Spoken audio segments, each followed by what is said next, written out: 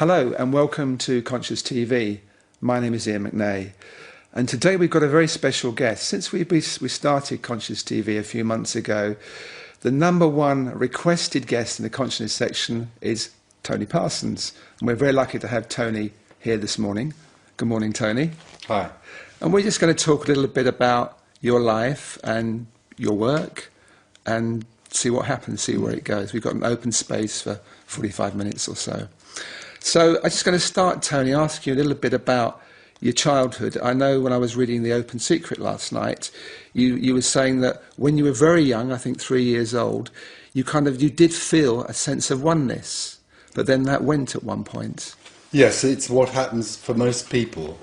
Initially, as far as this perception is concerned, as a very young child, a tiny child in arms, really, there is just beingness. There is no sense of identity at all. And then what happens with most people is that that beingness, which doesn't identify with anything, suddenly recognises another identity. So suddenly an identity, say the mother, appears. And directly the mother, let's say, appears, there's a sudden sense that there's someone here. So that's when separation emerges in one way. That's the beginning of separation. Yeah. It is not a thought, it's just a sudden sense that there is now someone else in this beingness, in this wholeness. And when there's someone else in this wholeness, suddenly there's someone here. And this is the first identification. And that is the beginning of what I call the dream of individuality, where that identification takes place, and then there's a sudden contraction of energy which makes that child think that they live in a body and everything that's happening outside them is something else. So that from then on there's separation, and directly there is separation, there is seeking for wholeness again. So you're trying to find what you had, and in one way you lost. Yeah. Well, you didn't really have it, really. No one has wholeness. There is just wholeness. No, I understand. And what seems to happen is that in some way or other there's a sense of separation from wholeness, and we grow up in a world full of individuals who actually in the end feel separate from wholeness. And there's, in all of us, even though we're not necessarily aware of it, there's this feeling of this is not quite it. Absolutely. And that's where seeking starts for most of us. Yeah. There's a sense of having lost something, and there's a sense that the individual has to find it, and that's the misconception. Yes.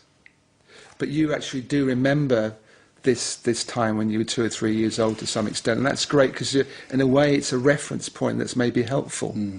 Certainly I can remember actually not as 3 years old, but more 7 years old, when I was then a person. Right. I still felt that everything that was happening was somehow saying something other than me being separate. There was something that was being said in everything that was inviting me to see that there wasn't any separation. It was just a sense. I couldn't, at that time, conceptualize it in that way. I just have. But there certainly was a sense that if there was a God, and of course as a tiny child you think there's a God, if there was a God and he loved me, then he would be talking to me in every way, through my body, through everything was out there. It was just an idea, it was just a sense of something. Right. And I know also something I read, that when you were in your teens, you investigated Christianity. You were somewhere drawn to that for a time.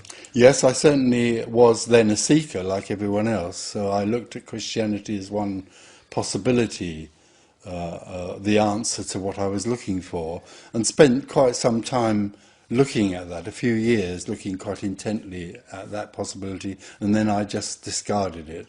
Because somewhere for me, it was still saying that in some way or other, I had to become worthy to be whole. You had a baggage attached to it, yeah, there was a whole baggage and lessons and teachings about how I should become worthy to become everything or to become whole. Yeah. And it just, in the end, just fell apart for me. It just didn't mean anything. So I then looked at other things. What kind of other things did you look at? Osho.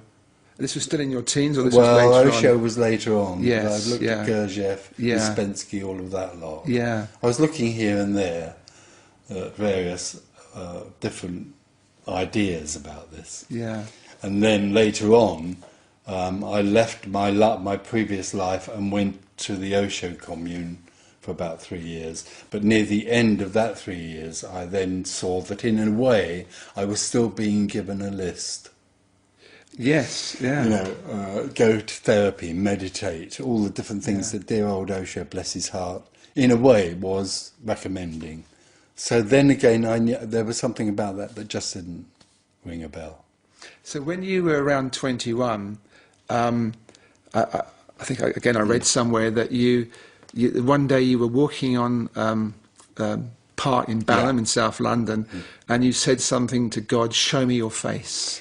Well, there was that intensity somewhere in me, and I was walking across the park, and although at the time I thought I was doing it, in fact there was a noticing that every footstep was uniquely different and never would be there again. That was all that came into me. I wasn't doing that. It was just an idea or a sense that everything was totally new and unique. And suddenly I wasn't there anymore. So there was Tony Parsons. And there was nothing. There was no Tony Parsons. There was nothing. No experience of it. There was no experiencer. There was just nothing. Bang. Right. Or absolute love, if you want. And then I walked out of the other side and I was still a seeker. I was still seeking. And what I now wanted was that. You wanted to get back to that I feeling wanted as to get a back to it, seeker. although I Yeah. couldn't know it. I wanted to get back to that. So I then went on in various other ways to try and really, in a way, remember or grasp what couldn't be grasped. So it's like a reference point somehow. Yeah. Is that right? Yeah. Yeah. I don't know about a reference point. I think a lot of people have glimpses of oneness, let's call it, or wholeness. And then there's something that's recognised there, but when they come out of the other side of that, they then think that they can get to that, which I thought. They then think they had to find that and embrace it. Yeah.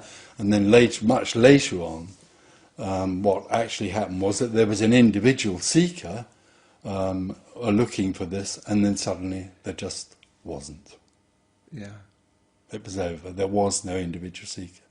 And what came out of that was the open secret, and also, I have to say, not for anyone, but the realization that the whole idea that there is something called an individual seeker that has to find something else called enlightenment is totally misconceived. And how did this realization, change, whatever you call it, happen? And what was the circumstances? Well, were you looking more intensely than usual? No, the circumstance was that I wasn't anything anymore. There was no individual. What I call liberation happened when I was much older. And when that liberation happened, which was the end of there being any individual seeker, it simply collapsed. And there was nothing left. We can talk about that in a minute, what that's like. But there was nothing left. There was no individual. There was only what was happening. There was only life. But in that, there was a realization that the idea that an individual had to make effort or purify themselves or become worthy to find this was completely and utterly misconceived. But what I'm particularly interested in, as an individual beforehand, were you looking particularly intensely to try and find something, or was it kind of some people say they give up and something happens? What was kind of going on with you as an individual? Okay, so as an individual, about a year before this happened, I wrote a great big thick book, which I never published, which was full of lists. Okay. It was really talking in the same language. I'm an individual, and and maybe I can find this, and maybe you can. And then I suddenly realised, like the Osho thing and the Christianity, that the whole thing was ridiculous. That wasn't it. That wasn't the answer. I threw the book away and went and played golf. So there was no sense. Don't touch the microphone, otherwise it'll... There was no sense, anymore that what I thought I could find could be found by me.